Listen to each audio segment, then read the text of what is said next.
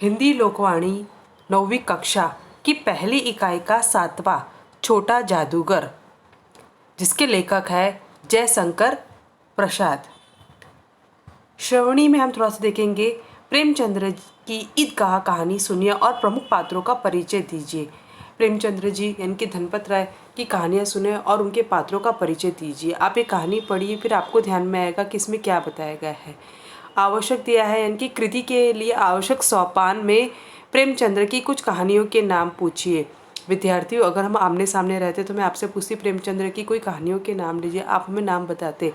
जब हमारी गूगल क्लासमीट होगी तब मैं आपसे ये प्रश्नोत्तर पूछूंगी, इसलिए ये मैं यहीं पर ही रखती, यहीं पर है। एक बार आपको प्रेमचंद्र की कहानियों के नाम पूछूंगी, प्रेमचंद्र का जीवन पूछूंगी, कहानी के प्रमुख पात्रों के नाम श्याम पट पर लिखवाइए, कहानी की भावपूर्ण घटना कहलावे, कहानी से प्राप्त सीख बताने के लिए प्रेरित करें। तो सबसे पहले हम जयशंकर प्रसाद का परिचय लेंगे।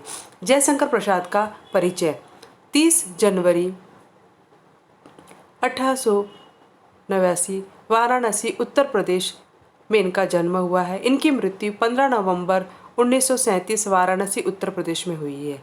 परिचय: जयशंकर प्रसाद जी हिंदी साहित्य के छायावादी कवियों के 4 प्रमुख स्तंभों में से एक है। बहुमुखी प्रतिभा के धनी प्रसाद जी कवि, नाटककार, कथाकार, उपन्यासकार तथा निबंधकार के रूप में प्रसिद्ध है। आपकी प्रमुख कृतियां हैं जरना, आंसू, लहर आदि। काव्य: कामायनी, महाकाव्य, स्कंदगुप्त, चंद्रगुप्त, ध्रुव स्वामी,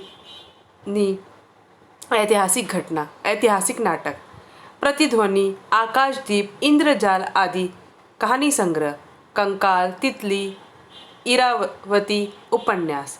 गद्य संबंधित में देखेंगे संवादात्मक कहानी, किसी विशेष घटना की रोचक ढंग से संवाद रूप में प्रस्तुत संवादात्मक कहानी कहलाती है। प्रस्तुत कहानी में लेखक ने लड़के जीवन, संघर्ष और चातुर्यपूर्ण साहस को उजागर किया है। वे कहते हैं, लेखक ने बताया है कि किस प्रकार सामान्य भारतीय भी स्वतंत्रता के यज्ञ की अग्नि में सुख सुविधाओं, घर परिवार सबकी आहुति देने को तत्पर रहता है। साथ ही लेखक ने एक छोटे लड़के के साहस और मातृ प्रेम पर भी प्रकाश डाला है। कहानी इस प्रकार है। कार्निवाल। अभी कार्निवाल क्या है? कार्निवाल एक प्राचीन परंपरागत त्यौहार है जिसे पारंपरिक रूप से रोमन कैथोलिक लोग प्रायः फरवरी में आयोजित करते हैं। यह त्यौहार हर वर्ष की कृषि और मौसम के चक्र से जुड़ा हुआ है। कार्निवल में आमतौर से एक सार्वजनिक समारोह या परेड शामिल होती है जिसमें सर्कस के तत्व, मुखौटे और पार्टियां होती है। समारोह के दौरान लोग अक्सर सस्ते संवरते हैं, बहुरूपिया संवाग रचते हैं। परेड में कई झांकियां शामिल होती है। पूरी रात सड़कों पर अलग अलग बेड़ों के गायक, नर्तक व संगीतकार प्रदर्शन करते रहते हैं। खाने पीने की बहार छाई रहती है। धीरे धीरे कार्निवाल का स्वरूप सांस्कृतिक आयोजन का हो गया है और फिर पर्यटकों के आकर्षण का केंद्र बन गया है। ये है हमारा कार्निवल के मैदान के बारे में बताया गया है। कार्निवल के मैदान में बिजली जगमगा रही थी, हंसी और विनोद का कलनाद गुंज रहा था। अब यहाँ पर हमें बताया गया है कलनाद यानी मधुर ध्वनि गूंज रहा था। मैं खड़ा था उस छोटे फुहारे के पास जहाँ एक लड़का चुपचाप देख रहा था। उसके गले में फटे कुर्ते के ऊपर से एक मोटी सी सूत की रस्सी पड़ी थी और जेब से कुछ ताश के पत्ते थे। उसके मुंह पर गंभीर विषाद यानी दुख जड़ता यानी कि दुख बताया गया, विषाद यानी दुख के साथ धैर्य भी की रेखा थी। मैं उसकी ओर न जाने क्यों आकर्षित हुआ। उसके अभाव में भी संपूर्णता थी।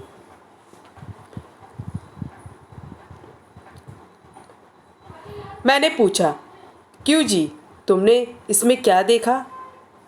मैंने सब देखा है। यहाँ चूड़ी फेंकते हैं, खिलौने पर निशाने लगाते हैं, तीर से नंबर छेदते हैं। मुझे तो खिलौनों पर निशाना लगाना अच्छा मालूम हुआ। जादूगर तो बिल्कुल निकम्मा है। उससे अच्छा तो ताश का खेल मैं ही दिखा सकता हूँ। टिकट लगता है। मैंने कहा, तो चलो मैं वहाँ पर तुमको ले चलूँ। मैंने मन ही मन कहा, भाई आज के तुम ही मित्र रहे। उसने कहा, वहाँ जाकर क्या कीजिएगा, चलिए निशाना लगाया जाए। मैंने उससे सहमत होकर कहा, तो फिर चलो, पहले शरबत पी लिया जाए। उसने सिर का सूचक सिर हिला दिया। मनुष्यों की भीड़ से जाड़े की संध्या भी वहाँ गर्म हो रही थी। हम दोनों शरबत पीकर निशाना लगाने चले। रास्ते में ही उससे पूछा, तुम्हारे और कौन है? माँ और बाबूजी है, उन्होंने तुमको यहाँ आने के लिए मना नहीं किया? फिर वह कहते हैं कि बाबूजी जेल में हैं। क्यों? देश के लिए, वो गर्व से बोला। और तुम्हारी माँ, वह बीमार है और तुम तमाशा देख रहे हो? उसके मुंह पर तिरस्कार की हंसी फूट पड़ी। उसने कहा, तमाशा देखने नहीं, दिखाने निकला हूँ। कुछ पैसा ले जाऊंगा तो माँ को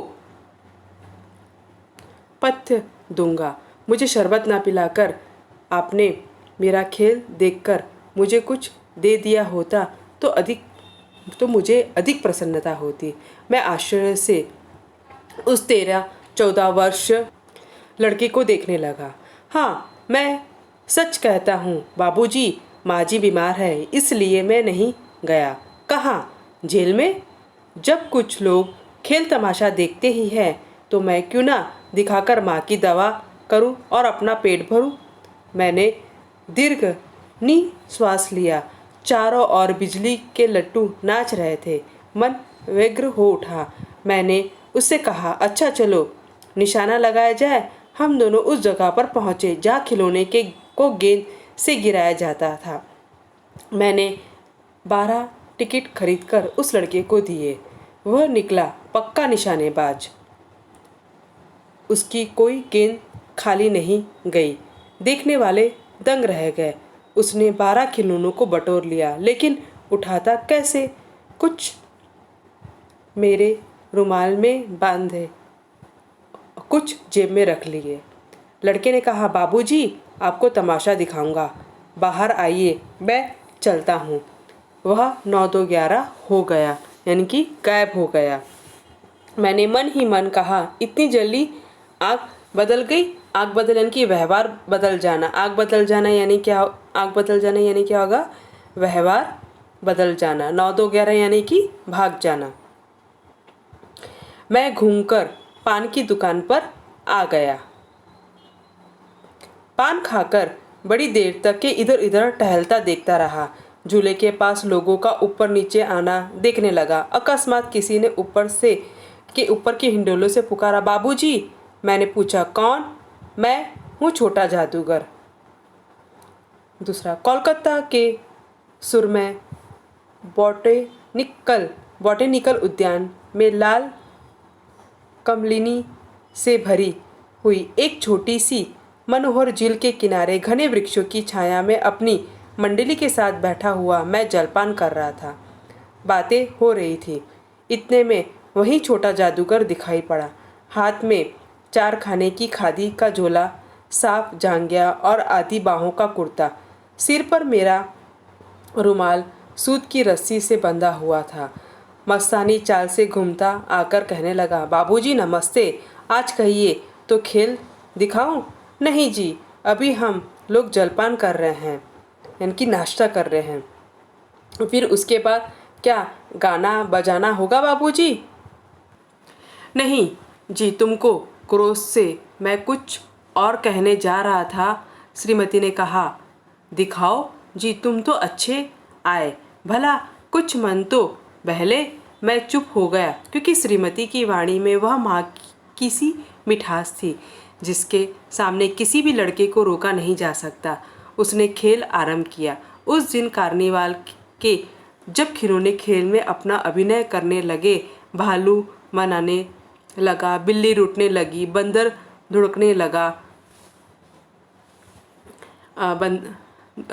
लगा, गुड़िया का ब्याह हुआ, गुड्डा वर सयाना निकला, लड़के की वात्सल्यता से भी अभिनय हो रहा था। सब हंसते हंसते लुटपुट हो गए। मैं सोच रहा था, बालक को आवश्यकता ने कितना शीघ्र चतुर बना दिया। यही तो है संसार। ताश के सब पत्ते लाल हो गए, फिर सब काले हो गए। गले की सूत की डोरी टुकड़े टुकड़े होकर जुड़ गई। लड्डू अपने से नाच रहे थे। मैंने कहा, अब हो चुका, अपना खेल बटोर लो, हम लोग भी अब जाएंगे। श्रीमती ने धीरे धीरे से उसे 1 रुपया दे दिया।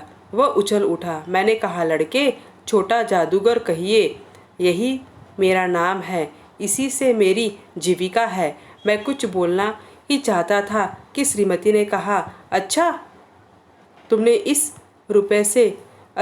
रुपए से क्या करोगे? पहले पेट भर पकोड़े खाऊंगा, फिर एक सूती कंबल लूँगा। मेरा क्रोध अब लौट आया। मैं अपने पर बहुत क्रुद्ध होकर सोचने लगा, ओह, मैं कितना स्वार्थी हूँ। उसके 1 रुपये पाने पर मैं ईर्ष्या करने लगा था। वह नमस्कार करके चला गया। हम लोग लता कुंज देखने के लिए चले। कठिन शब्द के अर्थ दिए, जैसे कि विषाद। विषाद यानी दुख, जड़ता, निर्चेष्टता। उसके हिंडोले या हिंडोला यानी झूला। जलपान यानी नाश्ता। धुड़कना यानी डांटना। वाचालता यानी अधिक बोलना। जीविका यानी कि रोजी रोटी। ईर्ष्या यानी द्वेष या जलना। चिथड़ा यानी कि फटा हुआ कपड़ा। चेष्टा यानी प्रयत्न। समीप यानी पास, निकट या नज़दीक। अनुपात यानी कि प्रमाण या तुलनात्मक। उसके बाद समग्र यानी कि संपूर्ण। उसी प्रकार कहानी में कुछ मुहावरे आए हैं, जैसे कि दंग रह जाना। विद्यार्थी परीक्षा के समय आपको परिचय दिया जाएगा और परिचय आपको पढ़ना पड़ेगा और पूछा जाएगा कि इसमें कौन सा मुहावरा है, उसका आपको अर्थ ढूंढ के लिखना पड़ेगा। जैसे दिया है दंग रह जाना, उसका अर्थ है यानी कि चकित हो जाना। वाक्य आप बना सकते हो, जैसे कि शेर को देखकर राम एकदम से चकित हो गया। आयतन में तो इस तरह से हम वाक्य बना सकते हैं। उसके बाद दूसरा 9 2 11 हो जाना, यानी कि गायब हो जाना या भाग जाना। जैसे कि हम देखते हैं कि पुलिस को देखकर चोर क्या हो जाए, 9 2 11 हो गया। आंखें बदलना यानी कि व्यवहार बदल जाना, यानी कि तिजोरी राम बहुत अधिक पैसे पाते ही अपना व्यवहार बदल दिए। इस तरह से आप दूसरे वाक्य बना सकते हैं। मन उब जाना यानी कि है उगता जाना। इस तरह से आप क्या कर सकते हैं, यहाँ पर आपको अर्थ दिया, आपको इसका वाक्य में परिवर्तित करना है।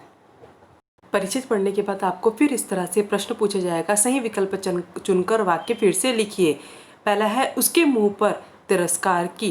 पहला दिया है, रेखा दिखाई पड़ी, हंसी फूट पड़ी या भावना आ गई। तो हमें इसका उत्तर क्या लिखेंगे? इसका उत्तर यहाँ पर आएगा हंसी फूट पड़ी। मैंने मन ही मन कहा, इतनी जल्दी चला गया, इतनी भी क्या जल्दी थी, इतनी जल्दी आँख बदल गई, इतनी जल्दी आँख बदल। इसका आंसर क्या आएगा? मैंने मन ही मन कहा, इतनी जल्दी आँख बदल, यानी कि इतनी जल्दी वो व्यवहार बदल गया। अकस्मात किसी ने ऊपर से कहा, हिंडोले से पुकारा, छज्जे से पुकारा या बरामदे से पुकारा। अकस्मात किसी ने ऊपर के हिंडोले से पुकारा, इसका उत्तर ये आएगा। उसने 12 खिलौनों को बटोर लिया, लेकिन उठा नहीं पाया। लेकिन उठाता कैसे? लेकिन बच्चों को बांट दिया। तो इसका उत्तर आएगा, लेकिन उठाता कैसे। तो इस तरह से हमें क्या करना है, सही विकल्प परिच्छेद में आए पर अगर हम परिच्छेद अच्छे से पढ़ेंगे तो इसके प्रश्नों का उत्तर आसानी से दे पाएंगे। विद्यार्थी, आपको मैं अभी जो बता रही हूँ, आपको आपकी ये सब उत्तर आपको आपकी नोटबुक में लिखना है। प्रश्न पूछा जाएगा, संजाल पूर्ण करो। संजाल पूर्ण पहला दिया है, कार्निवल में खड़े लड़के की विशेषता। अब खड़े लड़के की क्या विशेषता है, तो ये इस बॉक्स के अंतर्गत हमें उसकी विशेषता देना है। जैसे कि हम देंगे, यहाँ पर पहले बॉक्स में लिखेंगे कि आकर्षक, इस दूसरे में हम लिखेंगे ताश का खेल दिखाने वाला, और यहाँ पर है धैर्यशील, और यहाँ स्वावलंबी वृत्ति का। तो इस तरह से 4 बॉक्स के अंतर्गत हम उसका उत्तर देंगे। उसके बाद दिया रिक्त स्थानों की पूर्ति करो। रिक्त स्थानों की पूर्ति में पहला दिया है, हंसी और विनोद का खालिस्तान गूंज रहा था। हंसी और विनोद का क्या गूंज रहा था? हंसी और विनोद का कलनाद गूंज रहा था। उसके खालिस्तान में भी संपूर्णता थी। उसके यहाँ पर क्या, उसके अभाव में भी संपूर्णता थी। खालिस्तान तो बिल्कुल निकम्मा है, कौन निकम्मा है? जादूगर तो बिल्कुल निकम्मा है। उसके बाद चौथा है, कार्निवल के मैदान में खालिस्तान जगमगा रही थी। क्या जगमगा रही थी? वहाँ पर बिजली जगमगा रही थी। उसके बाद है दूसरा, निम्नलिखित कथनों को क्रमानुसार फिर से लिखो। अब ये हमें कहानी अगर हमने पढ़ी है तो उसको हम क्रमानुसार लिखेंगे। पहले कहते हैं, पहले शरबत पी लिया जाए, आज के तुम ही मित्र रहे और तुम ताश देख रहे हो क्या? क्यों जी, तुमने इसमें क्या देखा? अब हमें क्या लिखा है, इसको क्रम से लिखना है। तो सबसे पहले हम क्या लिखेंगे, क्रम से लिखने के लिए इसको अच्छे से पढ़ेंगे। तो सबसे पहला क्रम आएगा, यहाँ पर आएगा, ये वाला सबसे पहला आएगा।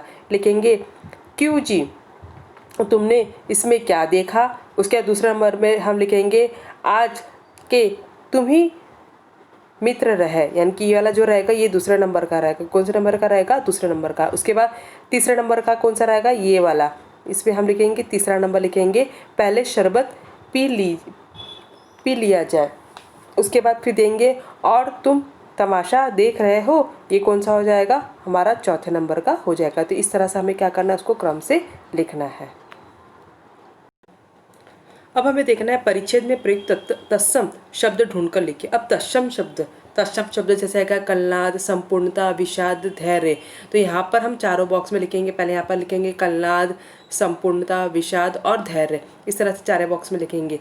फिर परिच्छेद में प्रयुक्त सर्वनाम शब्द ढूंढकर लिखो। मैंने आपको बताया सर्वनाम किसे कहते हैं? मैंने, तुम, उसे, वह, आप, ये सब सर्वनाम। तो यहाँ पर लिखेंगे मैंने, उन्होंने, वह, तुम, इस तरह से सर्वनाम लिखेंगे। फिर परिच्छेद में प्रयुक्त विशेषण ढूंढकर लिखिए।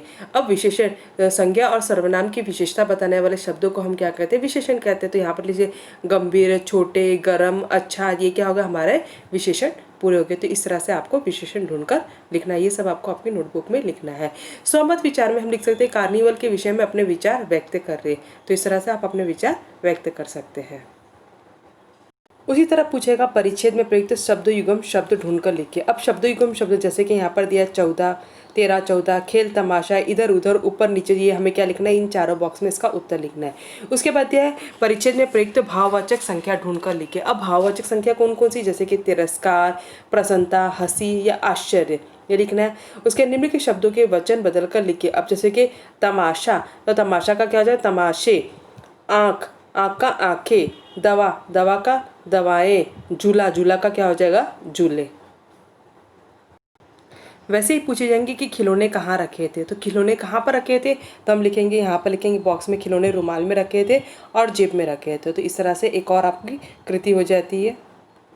अब पूछेंगे, मुंह पर क्या था? तो मुंह पर यहाँ पर उसका उत्तर लिखेंगे, मुंह पर गंभीर विषाद था और धैर्य की रेखा थी। तो इस तरह से आपके संजालपूर्ण आपको इस तरह से भरना पड़ेगा। आपको अपनी नोटबुक में इस तरह